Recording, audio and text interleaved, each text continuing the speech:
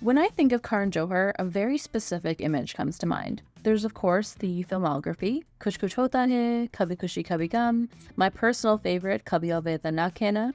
There's Coffee with Karan. There are a few sprinkles of scandalous moments, and of course, there is the infamous title of the flag bearer of nepotism. The one word that I wouldn't associate with this influential filmmaker is horror. The thought truly never crossed my mind, and so when I first watched Ghost Stories, I was very curious to see what Karan Johar's story would be like. If you haven't watched the short film, this is your official spoiler alert, so go check it out and then come back to hang out with me.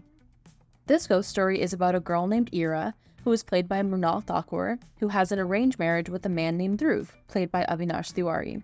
Both are part of successful, wealthy families, and his family is the type of batshit that I'm convinced comes with being wealthy. So many families cannot be simultaneously rich and sane. You gotta choose one or the other. From the beginning, I couldn't understand our protagonist. Ira says that she agreed to an arranged marriage because she's a bad judge of character. Now, call me nuts, but this seems counterproductive. I know arranged marriages still happen, and now people are claiming that they're different, that they get to know the person for however much time, yada yada yada, but is it that different? I remain very skeptical. It was in the very first scene of the movie that I knew this dude was probably going to be a shit show, because Ira starts listing off all her bad experiences with her exes, and she has an interesting dating history. She was refreshingly candid, and I knew I liked her from this scene alone, because if you can be honest about the many fools you've dated, then you're absolutely my kind of girl. Ira is relatable. Ira is all of us. Ira for president. It was also in this exact moment, maybe 5 minutes into this film, when I knew this man was going to be trouble. Dhruv was very receptive to Ira's honesty, and as someone that is sandwiched between the millennial generation and the Gen Zs, I have seen anything and everything when it comes to dating, and as a result, I am very paranoid.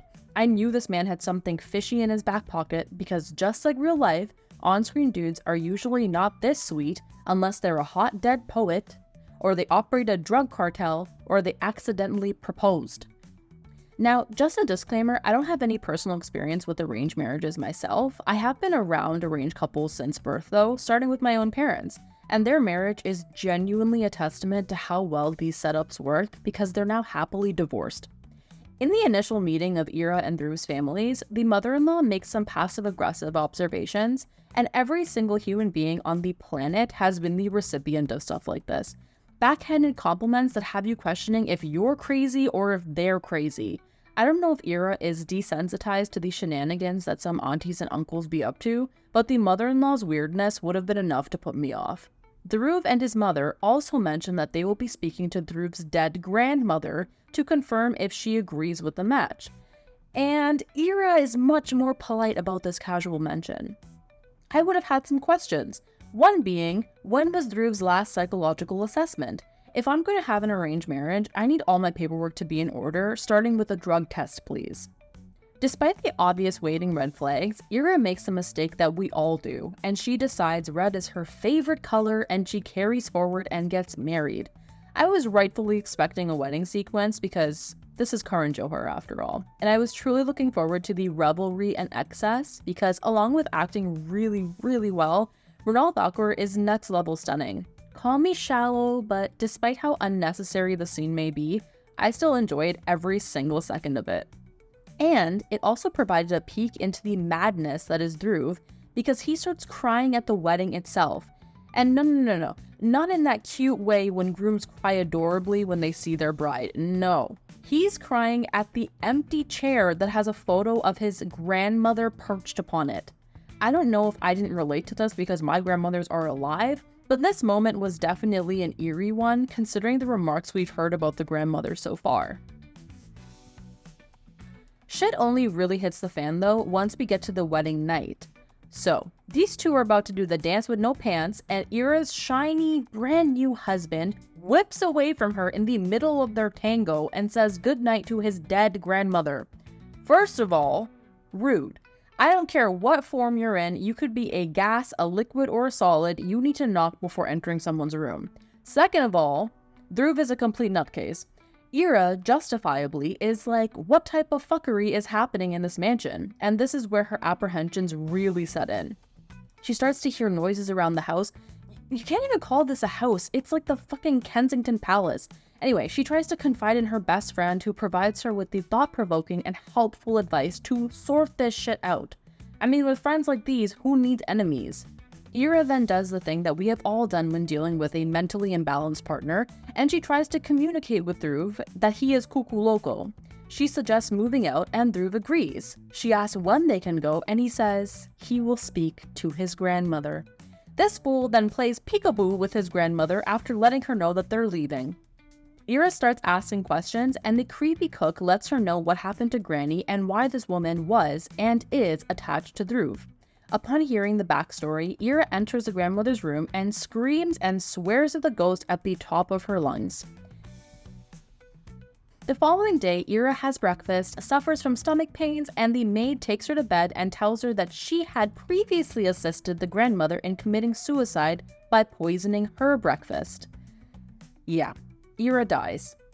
In death, Ira sees a whole host of ghosts, and it turns out that her in-laws were serial killers who end the lives of granny non-believers.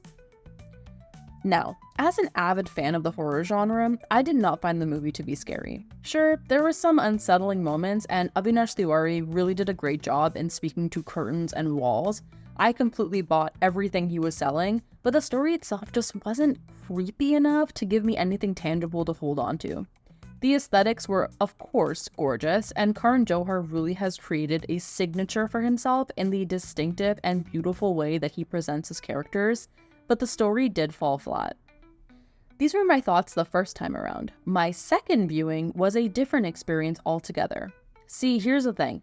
Sometimes you gotta switch your lenses. The first watch was as a film lover, as a person obsessed with scary movies. The second was as an advocate for Ira, gone but never forgotten.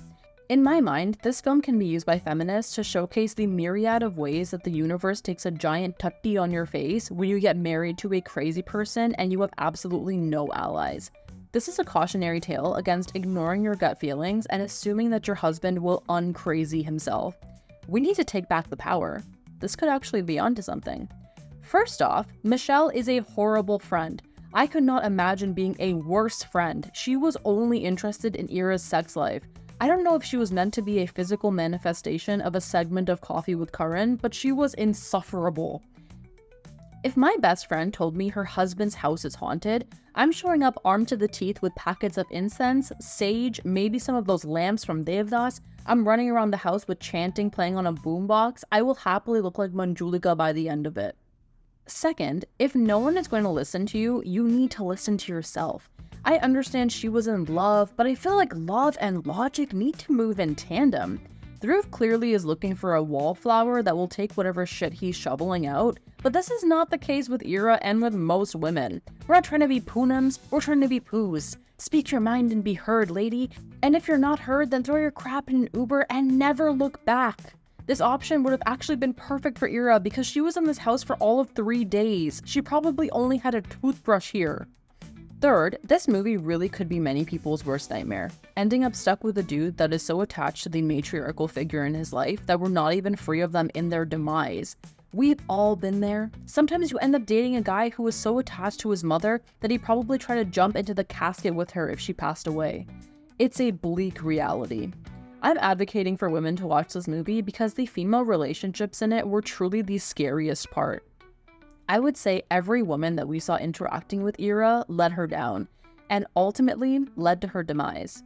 This movie is also scary when examining Dhruv's behavior and really taking into account the cycles of toxic or abusive relationships. It is the same scenario as so many toxic relationships where everything is peachy until you disagree with the person, and then it's like the flip of a switch and the person begins berating you or acting aggressive physically or verbally. I'm just saying, if this ghost story was longer, there would have been time for things to get too real, which is often where the really penetrating and impactful horror lies. In conclusion, this was marketed all wrong. Instead of being called a ghost story, it should have been called the gaslight story, which is modern day horror at its absolute finest.